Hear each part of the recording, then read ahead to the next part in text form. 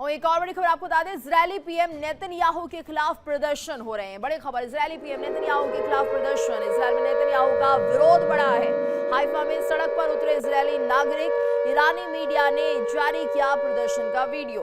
तो इजरायल में नेतन्याहू का विरोध बढ़ता हुआ और ऐसे में सड़कों पर नागरिक उतर आए हैं, विरोध प्रदर्शन किए जा रहे हैं जंग के खिलाफ। इजरायली पीएम नेतन्याहू के खिलाफ ये प्रदर्शन है, उनके फैसलों को लेकर ये प्रदर्शन हो रहा है। इजरायल में नेतन्याहू का विरोध बढ़ता हुआ दिख रहा है कि किसी भी तरह से शांति की बात नहीं होती है और लगातार हमले किए जा रहे हैं। युद्ध की स्थिति इजरायल पर हमेशा बनी हुई है, जिसके चलते यहाँ के नागरिक प्रभावित हो रहे हैं। ऐसे में गुस्सा यहाँ पर दिख रहा है नागरिकों का और सड़कों पर उतर आए हैं।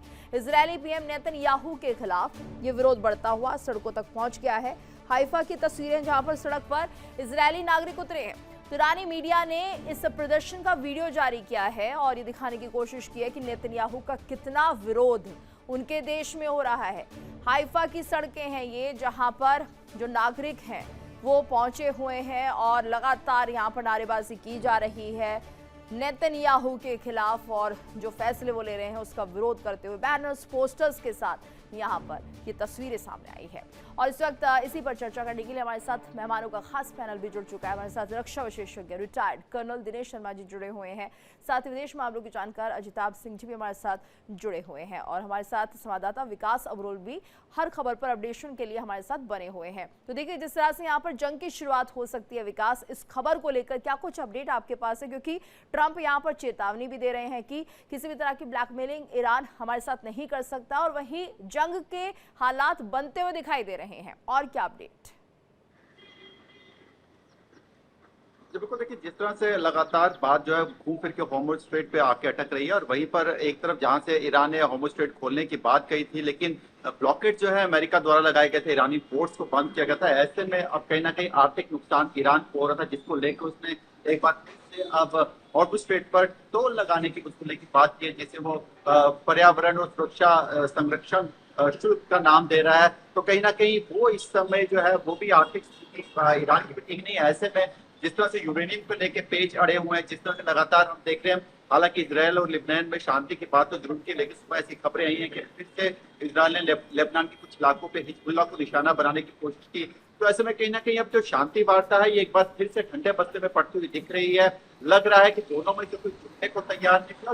लगातार कह रहे हैं लेवल पे दोनों देशों को हल्का फुल्का कॉम्प्रोमाइज करना पड़ेगा अपने रवैये में या अपनी मांगों को लेकर, लेकिन वो यहाँ पे बनता दिख नहीं रहा। जिस तरह से लगातार हर आधे घंटे एक घंटे में एक नया ट्वीट ट्रंप की तरफ से आ जाता, तो वो भी कहीं एक प्रोवोकेशन की बात होती है। देखिए, ईरान पे जो है कहीं ना कहीं IRGC जो है वही इसको कंट्रोल कर रही है बहुत ज्यादा हद तक। ऐसे में हल्की सी प्रोवोकेशन जो है वो IRGC उसको सीरियस लेती है, और वो एक राजनीतिक पार्टी नहीं है, डिप्लोमेटिकली हैंडल नहीं करती। वो डायरेक्टली प्रोवोकेशन का जवाब रिटेलिएशन से या एक बड़े मैसेज से जवाब दे रही, जिस कारण भी लग रहा है कि ये जो सारी वार्ता ठंडे बस्ते की तरफ जा रही है। बिल्कुल, और ऐसे में बहुत उम्मीदें थी इस दूसरे दौर की वार्ता को लेकर कर्नल दिनेश, और लेकिन अब जो हालात बनते हुए दिखाई दे रहे हैं, जो बयानबाजी सामने आ रही है ट्रंप की तरफ से और ईरान की तरफ से, तो ऐसा लग रहा है कि क्या वाकई ये जो दूसरे दौर की वार्ता है वो हम ये मान सकते कोई सॉल्यूशन निकाल पाएगी, या जो उम्मीदें पूरा विश्व लगा रहा था कि इस बार शायद सहमति बन जाए? तो आपको क्या लग रहा है, ऐसा होता हुआ दिखाई देगा? मैडम, इसमें सबसे जो बड़ा प्रॉब्लम मुझे समझ में आ रही है वो है कि डोनाल्ड ट्रंप साहब की तरफ से जो है हर 1 या 2 घंटे के बाद इस प्रकार के जो है प्रोवोकेटिव बयानबाजी होती है। ये इसमें सबसे बड़ा रोड़ा अटका रही है। अभी आप लेटेस्ट देख लीजिए, बाकी तो आपने स्टेटमेंट सारी बता दी हैं तो उनको मैं नहीं दोहराऊंगा। अभी आप लेटेस्ट देख लीजिए कि डोनाल्ड ट्रंप साहब को जब पता चला कि स्टेट ऑफ हार्मुज जो है ईरान ने खोल दी है, तो उन्होंने कहा कि Iran is becoming a very cute, और लेकिन हम नाकेबंदी खत्म नहीं करेंगे। जब उन्होंने देखा कि ईरान ने देखा कि अमेरिका जो है उसके ऊपर एक प्रकार का जो है इकोनॉमिक वॉर कर रहा है, तो उन्होंने भी 18 घंटे के अंदर अंदर जो है स्टेट ऑफ हार्मुज को बंद कर दिया। जो एक आशा की किरण नजर आती है उसके उसके अंदर फिर कई रुकावटें आ जाती हैं। लेकिन मेरा ये मानना है कि इस समय जो है मिलिट्री एक्शन की धमकी और काउंटर धमकी दी जा रही है, उसके बाद डिप्लोमेसी भी साइमल्टेनियसली चल रही है, और इंटरनेशनल कम्युनिटी जो है वो ऊर्जा के लिए जो है काफी चिंतित है। तो अब ये आने वाले दिनों में पता चलेगा कि एक्चुअली में किस प्रकार से जो है हालात बदलते हैं। कुछ अमेरिका की तरफ से भी अपने टोन के अंदर थोड़ी कोमलता लाई जाती है, क्योंकि जी जिस प्रकार की स्टेटमेंट अमेरिका की तरफ से आती है, इमीडिएटली जो है उसका काउंटर स्टेटमेंट जो है ईरान की तरफ से आ जाता है। ईरान ने, देखिए, जब आप पिछले कुछ दिनों का घटनाक्रम देखते हैं तो ईरान ने अपनी तरफ से एक प्रकार की नरमी जो है वो शो करने की कोशिश की। उनकी तरफ से आया था कि जी परमाणु से संबंधित जो इशू हैं उसको हम 5 साल के लिए बंद कर सकते हैं, लेकिन अमेरिका नहीं माना। उसके बाद अमेरिका की जो हठ धर्मी है वो कहता है कि एनरिच यूरेनियम जो है हर हालत में जो है वो अमेरिका के ऊपर हैंडओवर करना पड़ेगा। जी इसमें एक चीज को गौर करना पड़ेगा कि हर एक देश की अपनी स्वाभिमान होता है, अपनी इज्जत होती है। वो किस प्रकार से अगर वो यूरेनियम जो है हैंडओवर करता अमेरिका को, तो वो किस प्रकार से अपनी जनता को सेटिस्फाई करेगा कि हमने जो है अमेरिका के सामने घुटने नहीं टेके हैं। अभी तक जो परसेप्शन था कि ईरान इस वॉर को जीत गया है, वो एक प्रकार से बहुत ही एक सशक्तशाली देश जो है अमेरिका से युद्ध के दौरान जो है उभर कर आया। वो नहीं चाहेगा कि उसकी जो साख अभी मिडिल ईस्ट के अंदर बनी है, जो पूरे विश्व के अंदर बनी है, उसकी साख को किसी प्रकार की ठेस लगे। तो मेरा ये मानना है कि इस समय दोनों पार्टीज को जो है धैर्य और नरमी बरतनी पड़ेगी और वाया मीडिया जो है कुछ ना कुछ ढूंढना पड़ेगा जिससे कि ये युद्ध जो है समाप्त हो और पूरे विश्व के ऊपर जिस प्रकार का संकट आया हुआ है उससे हो। पाकिस्तान की तरफ से उनका डेलीगेशन वापस आ गया है ईरान से, लेकिन इशाक ढार जो हैं वो अंतालिया डिप्लोमेसी जो टर्की में हो रहे हैं वहां पर वो स्टेटमेंट देते हैं कि काफी बातों के ऊपर सहमति बन गई है और आने वाले उस समय के अंदर दोबारा से जो है दोनों देश आपस के अंदर बातचीत करेंगे और हम अपने गुड ऑफिसेस प्रोवाइड करेंगे। लेकिन ये जो विरोधाभास है, हर 12 घंटे या 10 घंटे के बाद जो है बनती हुई बात जो है अचानक जो है बिगड़ जाती है। और इसका बेसिक जो मैं समझता हूं कि इसका बेसिक जो ब्लेम करना है वो डोनाल्ड ट्रंप साहब को करना है। डोनाल्ड ट्रंप साहब की भाषा और अगर वो अपनी वाणी के ऊपर संयम रखते हैं तो शायद कुछ ना कुछ जो है रास्ता, पॉजिटिव रास्ता निकल सकता है। अब वो इस प्रकार की वो स्टेटमेंट देते हैं कि ईरान जो है हमें ब्लैकमेल नहीं कर सकता, अगर हमारी वो पूरी बातचीत नहीं मानता है तो हम दोबारा बम बरसाएंगे, हम दोबारा युद्ध करेंगे, हमने जो है टोटल नाकेबंदी कर दी है। इनकी नाकेबंदी करने से ये सिर्फ ईरान के ऊपर इफेक्ट नहीं पड़ रहा है, इसके साथ साथ बाकी देशों के जो कमर्शियल शिप्स हैं जी उनके मालिकों के ऊपर या इंश्योरेंस कंपनीज के ऊपर भी एक प्रकार से डर का माहौल बना हुआ। बिल्कुल, अब और इसके साथ साथ चौतरफा इसका इम्पैक्ट दिख रहा है। सर, एक बड़ी खबर आ रही है, ट्रंप ने इजरायली पीएम नेतन्याहू की तारीफ की है। ट्रंप ने यहाँ पर नेतन्याहू की तारीफ की, अमेरिका का सच्चा दोस्त है इजरायल। तो ट्रंप की तरफ से बड़ा बयान सामने आ रहा है, तारीफ करते हुए नजर आ रहे हैं नेतन्याहू की। युद्ध में इजरायल ने अपना लोहा मनवाया है, इजरायल निडर, वफादार और समझदार है। ये ट्रंप जो है नेतन्याहू के लिए बोल रहे हैं, तारीफ करते हुए दिखाई दे रहे हैं। ऐसे में अजिताभ सर, देखिए जिस तरह से पूरा माहौल इस वक्त समझ में आ रहा है, ट्रंप यहाँ पर खुद तो बार बार बयान बदलते हैं, लेकिन वाकई इजरायल जो है वो अपने बयानों पर टिका हुआ है। नेतन्याहू जिस तरह से लीड कर रहे हैं, वो ना तो सीज फायर की बात कहते हैं, अगर कहते हैं तो उस पर कायम रहते हैं, यानी उनके जो वर्ड्स हैं वो कहीं ना कहीं कायम है, जो कह रहे हैं वो कर रहे हैं, और ट्रंप इस बात की तारीफ भी कर रहे हैं। क्या कुछ मायने इसके? देखिए गीतू जी, इजराइल का तो शुरू से एकदम क्लियर स्टैंड रहा है, पूरी तरह से हिजबुल्लाह को जो उसके हथियार हैं उसका हथियार विहीन करना, उसको डीवेपनाइज का उनका एक एजेंडा है। और दूसरा है कि वो एक बफर जोन बनाने की उनकी जो बार बार मंशा रही है, ऑब्वियसली उसके पीछे एक बड़ा है कि ग्रेटर इजराइल की भी बातें होती है, बट इमीडिएट उनका है बफर जोन क्रिएट किया जाए सो दैट ज्यादा से ज्यादा जो इजराइल पे अटैक हो रहा है, चाहे वो एंटी टैंक मिसाइल के थ्रू हो रहा है या दूसरी तरफ जो सोल्जर्स हिजबुल्लाह के बार बार बॉर्डर क्रॉस करके इजराइल के अंदर अटैक करते रहे, उसको कंट्रोल करना। और इन दोनों में इजराइल मोटे तौर पे सफल रहा है। उसने बफर जो एक सिक्योरिटी बफर जोन बनाने की बात, वो 10 किलोमीटर अंदर तक उसने लितानी रिवर तक तो बना ही लिया है, वहां उसके सैनिक मौजूद हैं। दूसरी तरफ उसने जो हिजबुल्लाह के काफी हद तक हिजबुल्लाह को उसके हथियारों को भी बर्बाद किया है, उसको खत्म किया है। उसके बहुत सारे सोल्जर्स जो हिजबुल्लाह के जो अपने कैडर है उसकी भी हत्या की है। बहुत सारे तो कैजुअल्टी हिजबुल्लाह की तरफ से बहुत हुई है, लेकिन अभी सीज फायर के लिए वो तैयार नहीं थे नेतन्याहू। और ये दिखा रहा है कि वहां देखिए इजराइल की जनता में सीज फायर के लिए बहुत ज्यादा वहां तैयार नहीं थे जनता। दूसरा, वो चाहते थे कि हिजबुल्लाह को ज्यादा से ज्यादा कंट्रोल में लाया जाए, उसको एक तरह से नेस्तनाबूद किया जाए। तो उसकी वजह से वो सीज फायर के लिए नेतन्याहू तैयार नहीं थे। लेकिन अमेरिकन राष्ट्रपति के दबाव में मुझे लगता है वो सीज फायर के लिए तैयार हुए हैं। बट वो सीज फायर भी अभी ही छिटपुट, जो देखिए कुछ कुछ ऐसी घटनाएं हो रही हैं जिससे लगता है कि सीज फायर कभी भी पूरी तरह से टूट भी सकता है, क्योंकि वो पोस्चरिंग चल रही है और उसकी वजह से इजराइल मानने को तैयार नहीं होगा। हिजबुल्लाह भी अड़ा हुआ है। हिजबुल्लाह के चीफ का अभी नईम का फिर से स्टेटमेंट आया है कि ये एक तरह से हिजबुल्लाह की बेइज्जती हुई है, हिजबुल्लाह इसको नहीं मानता है। लेकिन इसमें पॉजिटिव ये है कि जो लेबनान की सरकार है उसको एक तरह से एम्पावरमेंट किया है इस सीज फायर ने, क्योंकि अभी तक हिजबुल्लाह की ही प्रिवेल होती थी बातें।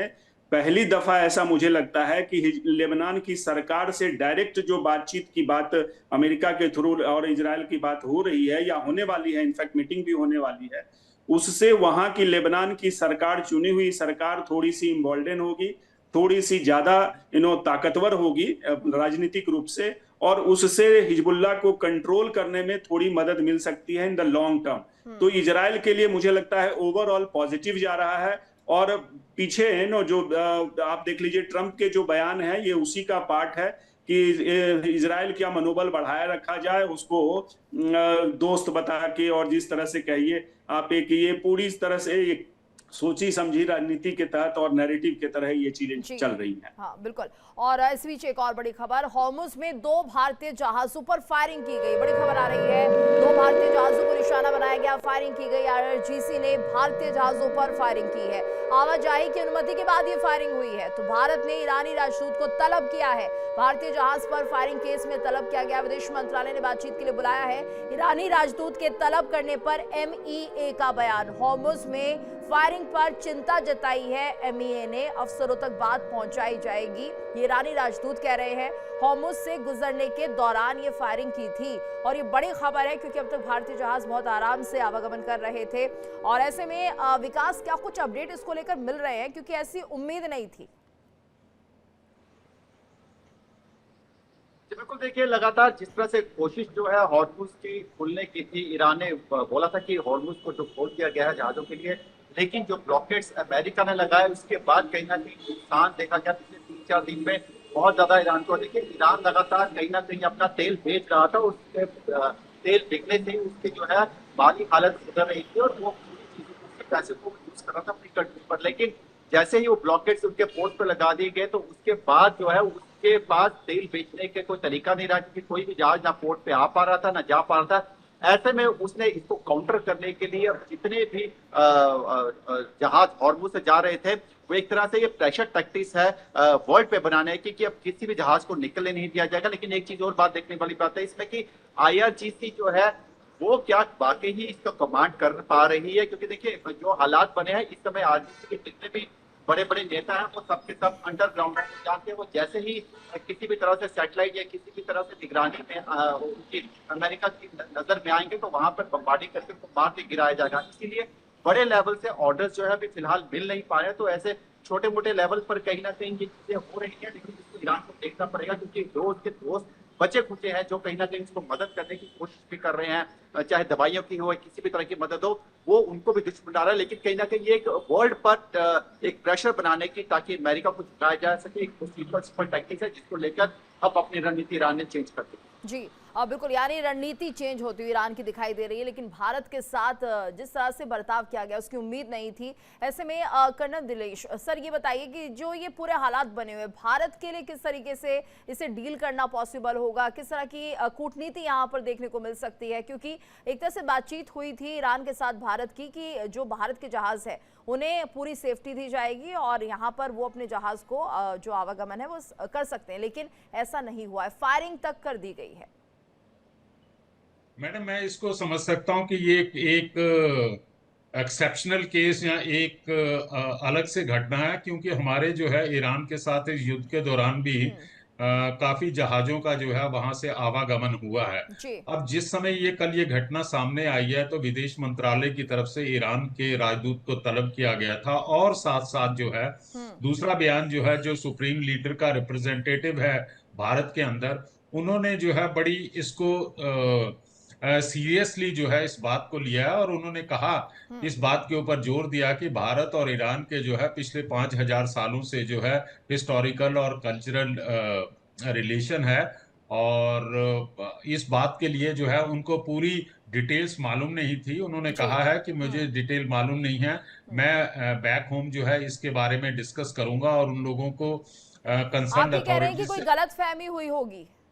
नहीं, गलत फहमी तो मैडम ऐसा है कि यस, बेनिफिट ऑफ डाउट जो है वो दिया जा सकता है, क्योंकि अभी तक जो है पूरी क्लियर कट पिक्चर नहीं आई है। सिर्फ यही आया है कि हमारे 2 जहाजों के ऊपर फायरिंग हुई है, जिसका इमीडिएटली भारत सरकार ने संज्ञान लिया है और ईरान के राजदूत को बुलाया गया है। लेकिन मुझे लगता है कि इस घटना को जो है दोनों पक्ष जो है आपस में बैठ के सुलझा लेंगे, क्योंकि हमारी और ईरान की जो है संबंध 28 फरवरी के बाद जो है, उससे पहले भी हमारे अच्छे थे। 28 फरवरी के बाद जिस प्रकार से जो है ईरान ने स्पेशल लीवरेज हमें दी और हमने भी जो है रेसिप्रोकेट किया, हमने भी यहाँ से मेडिसिन और ह्यूमैनिटेरियन ग्राउंड्स के बिल्कुल, ऊपर और ये जो बहुत बड़ी बात है कि लगातार सहायता भारत की तरफ से पहुंचाई जा रही है, और ऐसे में भारतीय जहाजों पर फायरिंग करना अजिताभ सर वाकई ये सही नहीं था। और अगर गलतफहमी में हुआ है तो ठीक है, सॉर्ट आउट हो जाएंगी चीजें। लेकिन एक एंगल आप इसमें ये भी देख रहे होंगे कि जो बाकी देश हैं, चाइना की बात करें या दूसरे देशों की, उन्हें ऐसा जरूर लगता होगा, अमेरिका को भी लगता होगा कि यहाँ पर भारत के लिए कोई सख्ती नहीं दिखाई जा रही है ईरान की तरफ से, जबकि ऐसा होना चाहिए, क्योंकि भारत भी एक बहुत बड़ा कॉम्पिटिटर बहुत से देशों के लिए बन चुका है। देखिए गीतू जी, मैंने वो वीडियो देखा है जिसमें कि भारतीय जहाज पे अटैक किया जा रहा है, और उसमें ऑडियो क्लियर कट दिखा रहा है कि जो भारतीय जहाज का पायलट था, जो उसने क्रू ने बाजाबता ऑडियो संदेश दे के बोला है वहां के ईरान के जो भी IRGC के कमांडर थे लोकल, कि भाई आपने मुझे अप्रूवल दिया जाने का, तभी मैं जा रहा हूं, तो मुझ पे क्यों गोली चला रहे हो आप? तो अगर आप नहीं चाहते हो तो मैं वापस जाता हूं। ये उसमें क्लियर कट ये वॉइस आ रही है। तो मुझे लगता है ये गलतफहमी की बजाय ज्यादा ये है कि जो लोकल लेवल पे, चूंकि आपको पता है वहां पे इन्होंने जो IRGC ने अपना स्ट्रक्चर पूरा चेंज कर दिया था, जो मोजाइक इनकी स्ट्रेटजी थी उसके तहत, तो लोकल कमांडर्स को इन्होंने एम्पावर किया हुआ है, और लोकल जो इनके IRGC के कमांडर्स हैं वो अपने आप एक्शन लेते हैं और रिएक्शन करते हैं। तो उनकी तरफ से ये हुआ है, ऊपर से ऐसा कोई नहीं होगा, निश्चित रूप से ये लगता है, लेकिन लोकल लेवल पे इन्होंने एक्शन लिया अपना दबदबा बनाने के लिए। देखिए इंडिया डेली 24/7 अब आपकी स्मार्ट टीवी पर। इंडिया डेली मौजूद है सभी डिजिटल प्लेटफॉर्म पर लाइव और लगातार। इंडिया डेली 24/7 हर दिन राष्ट्र को समर्पित।